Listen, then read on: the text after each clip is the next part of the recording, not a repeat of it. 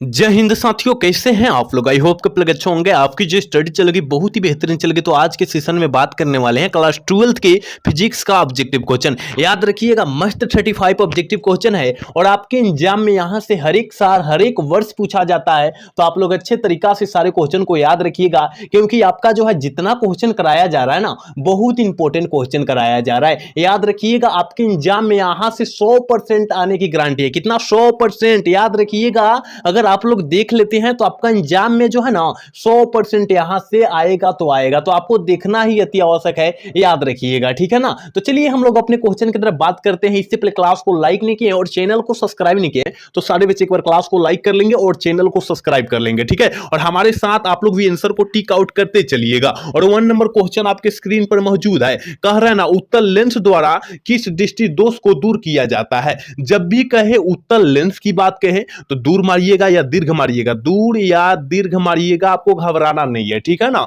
दीर्घ दृष्टि दोष कहिए या दूर दृष्टि दोष कहिए, दोनों बात सेम होता है, ठीक है ना।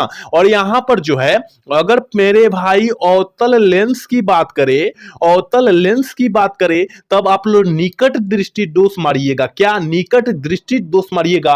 आप लोग अच्छे तरीका से सारे क्वेश्चन को सुन लीजिए और याद कर लीजिए, क्योंकि हम अच्छे तरीका से बतला रहे हैं और आपको समझ में आ भी जाएगा, ठीक है ना। देखिए क्या कह रहा है, जब भी उत्तल लेंस की बात करेगा, जब भी उत्तल लेंस की बात करेगा वहां पर दीर्घ या दूर मारिएगा। और जहां अवतल लेंस की बात करेगा वहां पर जो है आंख मूंद कर आपको जो है निकट दृष्टि दोष मार देना है। ये निकट दृष्टि दोष का मतलब जो होता है, निकट के वस्तु को देखेगा और दूर के वस्तुओं को नहीं देखेगा, ठीक है ना। आप लोग अच्छे तरीका से याद रखिएगा। अगर आपको जो है वीडियो साफ नहीं दिखाई दे रहे तो एडवांस सेटिंग में जाकर अपना वीडियो क्वालिटी बढ़ा लेना है या साफ दिखाई देने लगेगा, ठीक है। चलिए अगला क्वेश्चन की तरफ बात करते हैं। और अगला क्वेश्चन करें कि व्हीटस्टोन ब्रिज से मापा जाता है। बहुत बहुत क्वेश्चन खास है कि व्हीटस्टोन ब्रिज से क्या मापा जाता है। आपके सर जी बतलाए होंगे मेरे भाई, वहां पर निम्न और उच्च दोनों प्रतिरोध को नापा जाता है, मापा जाता है। याद रखिएगा, आपके सर जी का बतलाए होंगे, उच्च और निम्न दोनों प्रतिरोध को मापा जाता है। ऑप्शन सी वाला सही हो जाएगा। 2 का ऑप्शन सी टिक कर देंगे, याद रखिएगा, ठीक है। चलिए अगला क्वेश्चन की तरफ बात करते हैं। और अगला क्वेश्चन कह रहे हैं ना, चुंबकीय क्षेत्र में गतिमान कण का अपरिवर्तित रहता है। गतिमान कण जो होता है किसमें जो होता है, अपरिवर्तित रहता है। और आपके सर जी स्पष्ट रूप से वहां पर बतलाए होंगे कि देखिए गति और चाल में जो होता है, दोनों में जो होता है ना, कण जो है क्या रहता है, अपरिवर्तित रहता है। आपके सर जी इस तरह जो है स्पष्ट रूप से आप बतलाए होंगे, आपके सर जी ऑफलाइन वाला, ठीक है ना। तो ऑप्शन जो हो जाएगा डी वाला सही हो जाएगा। याद रखिएगा, मैं जितना क्वेश्चन करा रहा हूं आपके परीक्षा के पॉइंट ऑफ व्यू से बहुत ही महत्वपूर्ण क्वेश्चन है। आप लोग अच्छे तरीका से सारे क्वेश्चन को देखेंगे, ठीक है ना। चलिए अगला क्वेश्चन की तरफ बात कर लेते हैं। और अगला क्वेश्चन कह रहा है ना, ए मीटर का प्रतिरोध जौन होता है वो क्या होता है। आपके सर जी बतलाए होंगे मेरे भाई, अगर वोल्ट मीटर के कहा होगा, वोल्ट मीटर का कहा होगा तो का मारिएगा, तो वहां पर आप लोग शून्य मारिएगा, सॉरी अनंत मारिएगा, मारिएगा कि नहीं मारिएगा। लेकिन यहां पर ए मीटर की बात किया जा रहा है तो बहुत ही कम होता है। क्या होता है? ए मीटर का प्रतिरोध जौन होता है वो बहुत ही कम होता है। 4 का ऑप्शन जो हो जाएगा बी हो जाएगा, ए हो जाए, सॉरी बी हो जाएगा, ठीक है ना। याद रखिएगा 4 का ऑप्शन बी हो जाएगा।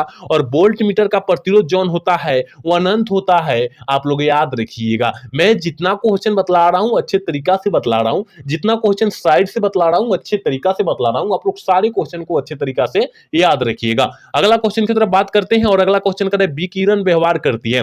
विकिरण जो होता है वो किसमें व्यवहार करती है। याद रखिएगा, विकिरण, याद रखिएगा तरंग और कण दोनों में जो होता है अपना व्यवहार करती है विकिरण। याद रखिएगा, इसलिए ऑप्शन हम लोग सी मार देंगे, क्योंकि ए और बी दोनों में दिया है, इसलिए ऑप्शन जो हो जाएगा 5 का ऑप्शन सी हो जाएगा, ठीक है। अभी तक जितने बच्चे देख रहे हैं और क्लास को लाइक नहीं किए तो सारे बच्चे एक बार क्लास को लाइक कर लेंगे, ठीक है। चलिए अगला क्वेश्चन की तरफ बात करेंगे। और अगला क्वेश्चन करें कि रेखीय आवेश घनत्व का ईसाई मात्रक जौन होता है मेरे प्यारे छात्रों वो क्या होता है। क्या कर रहा है? रेखीय आवेश घनत्व का मात्रक कह रहा है कूलम प्रति मीटर, कूलम प्रति मीटर। याद रखिएगा, रेखीय घनत्व यानी कूलम प्रति मीटर। तो कहां पर दिया है, देखिए ऑप्शन क्या दिया है, ऑप्शन जो दिया है डी में दिया है। ऑप्शन डी वाला हम लोग 6 का डी सही कर देंगे, ठीक है। चलिए अगला क्वेश्चन की तरफ बात कर लेते हैं। और अगला क्वेश्चन करें ना, चुंबकीय बल रेखा चुंबक के लिए ध्रुव से निकल सकती सकती है? किस ध्रुव से निकल सकती है? जल्दी से जो है 7 का ऑप्शन बतला दीजिए, क्या हो जाएगा? तो याद रखिएगा उत्तरी ध्रुव से निकलती है, उत्तरी ध्रुव से निकलती है, याद रखिएगा। ऑप्शन सी में दिया है, ऑप्शन 7 का सी टिक कर देंगे, याद रखिएगा। मैं बहुत ही महत्वपूर्ण क्वेश्चन आपके लिए करा रहा हूं, ठीक है ना?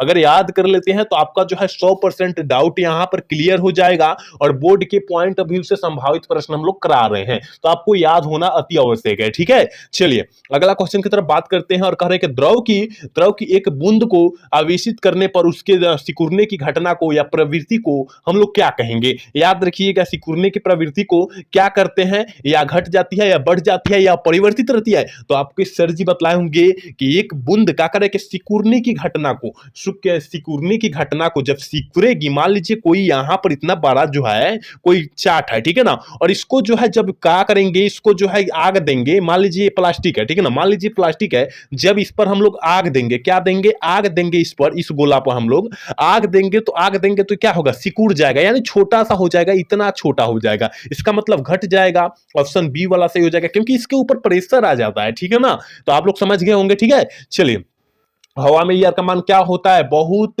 बार आपके एग्जाम में यह प्रश्न आया हुआ है, तो आप लोग अच्छे तरीका से याद रखिएगा। या आपके भाई बहन एग्जाम दिए होंगे, कोई भी सन में दिए होंगे, आप लोग पेपर उठाकर देखिएगा, हर एक सन में यह प्रश्न पूछा ही जाता है, क्योंकि यह बोर्ड के जो है नजदीकी वाला प्रश्न है, ठीक है ना, नजदीकी वाला प्रश्न है। तो यहां काफी बच्चे गलत भी कर देता है कि हवा में एयर का मान जो होता है 0 हो जाता है, तो ये तो गलत हो जाता है भाई। 0 नहीं होता है, 1 होता है, कहीं कहीं अंक में भी देता है और कहीं कहीं हिंदी में भी दे देता है, ठीक है ना। इसलिए ऑप्शन जो हो जाएगा सी वाला टिक करेंगे। 0 कभी ना मारिएगा, नहीं तो गलत हो जाएगा, ठीक है। चलिए अगला क्वेश्चन की तरफ बात करते हैं। करें कि क्षेत्र में एक आवेशित कण पर लगने वाला बल का मान जो होता है वो क्या होता है? बल का मान पूछा जा रहा है, ठीक है, एफ का मान पूछा जा रहा है। आपको पता होनी चाहिए कि बल बराबर क्या होता है। बल बराबर सबसे पहले बतलाइए क्या होता है मेरे भाई? तो आपको तो पता होनी चाहिए कि बल बराबर जो होता है क्यू गुने ई होता है। विद्युत क्षेत्र की तीव्रता होता है, आवेश गुने विद्युत क्षेत्र की तीव्रता होता है, आपको तो पता होनी चाहिए। तो कहां पर दिया है? ऑप्शन ए में दिया है, ऑप्शन ए वाला टिक करेंगे। ऑप्शन बी न मार दीजिएगा, नहीं तो गलत हो जाएगा, ठीक है। चलिए अगला क्वेश्चन की तरफ बात करते हैं। करें कि पृथ्वी के ध्रुव पर नमन कोण का मान जो होता है वो कितना होता है? आपको तो ये तो पता होनी चाहिए कि पृथ्वी पर ध्रुव के नमन कोण, देखिए नमन जहां कोण का दिया, आप लोग अच्छे से इसको याद रख लीजिएगा, जहां भी नमन कोण कहे वहां पर आप लोग आंख मूंदकर 90 डिग्री मार दीजिएगा। क्या 90 डिग्री आंख मूंदकर वहां पर टिक आउट कर देना है आपको। ऑप्शन बी वाला सही हो जाएगा, याद रखिएगा। लेकिन विषुवत रेखा पर बात करें, विषुवत, ठीक है ना, विषुवत रेखा पर बात करें, विषुवत रेखा पर बात करें कि नमन कोण का मान कितना होता है, तो 0 होता है, 0 डिग्री होता है। आप लोग ये भी साथ में याद रखिएगा, जहां विषुवत रेखा लग गया वहां उसका मान 0 हो जाता है, विकिरण का मान, ठीक है। चलिए अगला क्वेश्चन की तरफ बात करते हैं और 12 नंबर प्रश्न करें। निम्नलिखित में से कौन चुंबकीय तरंग नहीं है? आपको तो पता होनी चाहिए कि चुंबकीय तरंग का उदाहरण इसमें से जो है कौन नहीं है, तो आपको तो पता होनी चाहिए मेरे प्यारे छात्रों, ध्वनि तरंग जोन है। तो ध्वनि तरंगे जो है ये तो चुंबकीय तरंग नहीं है। ऑप्शन जो हो जाएगा सी वाला सही हो जाएगा। 12 का ऑप्शन हम लोग सी टिक कर देंगे। अगला क्वेश्चन की तरफ बात करते हैं और अगला क्वेश्चन यानी 30 नंबर क्वेश्चन कर रहा है। प्रकाशीय तंतु के लिए सामान्यतः क्रांति का कोण का मान होता है। प्रकाशीय तंतु के लिए जो होता है क्रांति कोण का जो मनवा होता है वो कितना डिग्री होता है, ये तो आपको तो पता होनी चाहिए। वो जो होता है 77 डिग्री, 77 डिग्री होता है, याद रखिएगा, ठीक है। चलिए अगला क्वेश्चन की तरफ बात करेंगे और बहुत बहुत खास क्वेश्चन एक क्वेश्चन है। करे कि डिजिटल संकेत में संभव है। डिजिटल संकेत में जो होता है क्या चीज संभव होता है, ये तो आपको तो पता होनी चाहिए ना मेरे भाई। यह जो होता है शून्य तथा शून्य एंड 1 जो होता है संभव होता है। ऑप्शन ए वाला फाइनल सी सही हो जाएगा, याद रखिएगा। अगला क्वेश्चन करें, क्षमता को मापने के लिए निम्नलिखित में से किसका मात्रक सही है? निम्नलिखित में से कौन मात्रक सही है? डेसीबेल कहीं दिया है और डेसीबेल ऑप्शन ए में ही दिया है, ऑप्शन ए वाला सही कर देंगे। और यह 2024 में प्रश्न पूछा भी जा चुका है, याद रखिएगा, ठीक है। चलिए अगला क्वेश्चन की तरफ बात करते हैं मेरे भाई। कह रहा है कि दाता अपद्रव्य परमाणु की संयोजकता जोन होगी वो कितनी होगी। क्या करे, दाता अपद्रव्य कह रहे हैं उसका संयोजकता जोन होती है 5 होती है। क्या होती है, 5 होती है। तो 16 का ऑप्शन जो हो जाएगा सी वाला टिक कर देंगे, याद रखिएगा। चलिए अगला क्वेश्चन की तरफ बात करते हैं। करण निम्नलिखित में से कौन सा कण अस्थायी, अस्थायी की बात नहीं किया जा रहा है, यहां पर देख सकते हैं अस्थायी की बात नहीं किया जा रहा है और अस्थायी की बात किया जा रहा है, ठीक है ना। और अस्थायी की बात किया जा रहा है कि निम्नलिखित में से कौन सा कण जो होता है और अस्थायी के रूप में होता है, कौन कण होता है। तो आपके सर जी बतलाए होंगे कि बाबू अस्थायी कण जो होता है हम लोग न्यूट्रॉन को कहते हैं और अस्थायी कण जो होता है प्रोटॉन को कहते हैं। आपके सर जी बतलाए होंगे इस तरह, ठीक है ना। इसलिए ऑप्शन जो हो जाएगा ये हो जाएगा, अस्थायी कह रहा है न्यूट्रॉन मारेंगे, अस्थायी कहेगा प्रोटॉन मारेंगे। बहुत अच्छे तरीका से हम लोग साइड से क्वेश्चन बतला रहे हैं, आप लोग अच्छे तरीका से याद रखिएगा उस क्वेश्चन को। चलिए अगला क्वेश्चन करें, निम्नलिखित में से करें कि निम्नलिखित में से किसके लिए भेदन क्षमता जो होता है महत्व है। किसके लिए जो होता है भेदन क्षमता का मान जो होता है महत्व होता है, किसके लिए। तो याद रखिएगा 18 का ऑप्शन जो हो जाएगा डी हो जाएगा, गामा किरणों के लिए जो होता है क्षमता भेदन क्षमता का मान जो होता है महत्व होता है। ऑप्शन जो हो जाएगा डी वाला सही हो जाएगा। 19 नंबर क्वेश्चन का, नाभिकीय अभिक्रिया में संरक्षित रहती है, संरक्षित नाभिकीय ऊर्जा में जो होती है, नाभिकीय अभिक्रिया में जो होती है क्या संरक्षित रहती है। तो ये तो आपको पता होनी चाहिए ना कि नाभिकीय ऊर्जा में मेरे छात्रों वो जो रहेगी क्या रहेगी, आवेश भी रहेगी, संवेग भी रहेगी और क्या कोणीय संवेग भी रहेगी। इसका मतलब ऑप्शन डी हो जाएगा, ठीक है ना। 19 का ऑप्शन डी हो जाएगा, याद रखिएगा, ठीक है। चलिए अगला क्वेश्चन देख रहे हैं। पानी का परावैद्युतांक स्थिरांक कितना होता है। पानी का परावैद्युत स्थिरांक जो होता है 80 होता है या 81 होता है, लेकिन जो है आपके एग्जाम में 80 ही ज्यादा करके देता है, इसलिए ऑप्शन ए मारेंगे। लेकिन 80 या 81 दिया रहे तो आंख मूंद कर हम लोग 80 या 81 वाला को मार देंगे, क्योंकि पूरा 100% आंसर जो होगा ना 100% आंसर सही होगा, ठीक है ना। 80 या 81 है, ठीक है। ऑप्शन ए वाला सही हो जाएगा, याद रखिएगा। चलिए अगला क्वेश्चन की तरफ बात करते हैं। करें कि संधारित्र के समांतर संयोजन में जो राशि प्रत्येक संधारित्र के लिए समान रहती है वह क्या है, वह क्या है। और देखिए यहां पर जो बच्चा पढ़ा होगा और कह रहे आए, देखिए कह रहे कि प्रत्येक संधारित्र के लिए समान रहती है वह क्या है, वह किसका परिभाषा होता है। तो जो बच्चा पढ़ा होगा मतलब सिलेबस अच्छे तरीका से पढ़ा होगा वो तो मार देगा कि भैया विभवांतर में जो होती है उसका मान जो होता है संधारित्र का मान जो होता है समान होता है, तो आंख मूंद के सी मार देगा। तो याद रखिएगा ऑप्शन सी वाला ही सही हो जाएगा। चलिए अगला क्वेश्चन कर रहे हैं ना, कह रहा है 22 नंबर क्वेश्चन कर रहा है कि यदि शीशे के एक पट्टी को वायु संधारित्र के प्लेटों के बीच खिसकाया जाए तो इसकी धारिता का मान जो हो जाएगी वो क्या हो जाएगी, वो उसका मान बढ़ेगी। जब खिसकाएंगे उसमें घर्षण आएगा तो उसका मान धारिता का मान जो हो जाएगा बढ़ जाएगा। इसका मतलब ऑप्शन ए में दिया है, ऑप्शन ए वाला सही कर देंगे, ठीक है। याद रखिएगा ऑप्शन ए वाला सही हो जाएगा। चलिए अगला क्वेश्चन की तरफ बात करते हैं। करें कार्बन प्रतिरोध में हरे रंग का कोड जो होता है क्या होता है, क्या होता है। हमने एक का ट्रिक बतलाया था आपको, हमने एक ट्रिक बतलाया था और हमने बोला था इस ट्रिक को याद रखिए आपका सारा कलर कोड निकल जाएगा। हमने क्या ट्रिक बतलाया था, बीबी रोए जीवी वाला। आप लोग वीवी रोए जीवी वाला न लगाइए यहां पर। तो यहां पर देखिए बी से ब्लैक होता है, बी से ब्राउन होता है, आर से रेड होता है, ओ से ऑरेंज होता है, वाई से येलो होता है, जी से ग्रीन होता है और बी से ब्लू होता है। तो आप लोग यहां पर क्या करेंगे मेरे भाई, यहां पर जो है कहां से शुरू कर लेंगे, यहां से आप लोग शुरू कीजिएगा ना ब्लैक। तो ब्लैक 0 से शून्य से, ठीक है ना, शून्य से कीजिएगा 1 2, ठीक है, 3 4 5 6, ठीक है। अब यहां पर क्या करें, हरे, हरा मतलब ग्रीन होता है और ग्रीन देखिए कहां पर दिया है, चौथा नंबर में दिया है। यहां पर जो है चौथा नहीं पांचवा होगा, ठीक है ना, पांचवा नंबर पर दिया है इसलिए 5 हो जाएगा। ऑप्शन सी वाला सही हो जाएगा। इस ट्रिक को आप लोग याद रखिए, ठीक है ना, इस ट्रिक को हर एक हाल में याद रखिए। बीबी रोय जीवी वाला, क्या बीबी रोय कहीं लिख कर याद कर लीजिए, क्योंकि आप याद करेंगे तो 3 नंबर जो है 2 नंबर जो है आपका कंठस्थ सही हो जाएगा, ठीक है। चलिए अगला क्वेश्चन की तरफ बात करेंगे और 24 नंबर प्रश्न कर रहे हैं ना, वोल्ट मीटर मापा जाता है। देखिए आप लोग पढ़े होंगे ए मीटर, क्या पढ़े होंगे, ए मीटर और वोल्ट मीटर। देखिए ए मीटर जो होता है, ए मीटर जो होता है धारा से मापा जाता है, ठीक है ना, लेकिन यहां वोल्ट मीटर की बात किया जा रहा है वो विभवांतर द्वारा मापा जाता है, ठीक है, विभवांतर द्वारा मापा जाता है, इसलिए ऑप्शन जो जाएगा बी हो जाएगा। 24 का ऑप्शन बी हो जाएगा, याद रखिएगा, ठीक है। देखिए हम लोग साइड से भी अच्छे तरीका से क्वेश्चन बतला रहे हैं, आप लोग उस साइड से प्रश्न को अच्छे तरीका से सुनने का प्रयास करेंगे, रटने का प्रयास करेंगे, ठीक है। चलिए अगला क्वेश्चन करें ना, 25 नंबर यानी 25 नंबर क्वेश्चन करे कि साबुन के बुलबुले को जब आवेशित किया जाता है तो उसकी त्रिज्या जो हो जाएगी वो क्या हो जाएगी, बढ़ेगी मेरे भाई, इंक्रीज हो जाएगी, क्या इंक्रीज हो जाएगी, याद रखिएगा।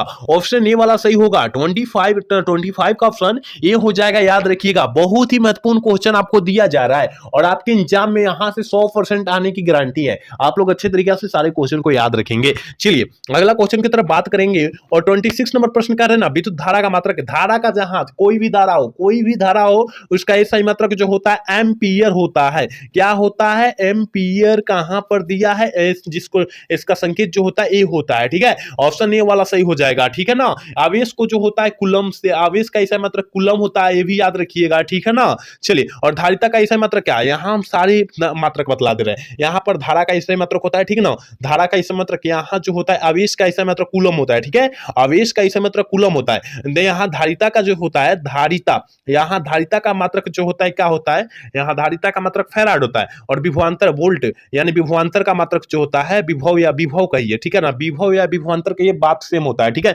विभव कहिए, विभवांतर कहिए, आप लोग अच्छे से याद रख लीजिए, ठीक है। नोटबुक पर लिखकर इसको अच्छे तरीका से याद रखिएगा। तो यहां पर धारा का कार्य, धारा मतलब एम्पियर, ऑप्शन ए वाला सही हो जाएगा, ठीक है। चलिए अगला क्वेश्चन की तरफ बात करते हैं और 27 नंबर क्वेश्चन करें ना, एक विद्युत परिपथ में विभवांतर मापा जाता है। देखिए हमने क्या बतलाया, विभवांतर किससे मापा जाएगा, हमने सबसे लास्ट में लिखा तक के विभवांतर जो होता है या विभव जो होता है, विभवांतर के या विभव कहिए, उसको जो है वोल्ट द्वारा हम लोग डिनोट करते हैं, ठीक है। ऑप्शन बी वाला सही जगह 27 का ऑप्शन हम लोग वी टिक कर देंगे, ठीक है। चलिए अगला क्वेश्चन 28 नंबर क्वेश्चन कह रहा है कि शंट से, देखिए शंट के प्रयोग में धारा मापी की सुग्राहिता होती है। शंट के प्रयोग में धारा मापी की सुग्राहिता क्या होती है, क्या हो जाएगा, जल्दी से जो 28 का ऑप्शन बतला दीजिए क्या हो जाएगा। तो 28 का ऑप्शन जो हो जाएगा ये हो जाएगा, घट जाती है, ठीक है। ऑप्शन 28 का ये हो जाएगा। 29 नंबर प्रश्न क्या कर रहा है, 29 नंबर प्रश्न जो है ना आपकी स्क्रीन पर मौजूद है, कह रहे हैं ना गैल्वेनोमीटर को वोल्ट मीटर बनाने में जरूरत पड़ती है। देखिए बहुत ही शानदार क्वेश्चन है कि गैल्वेनोमीटर को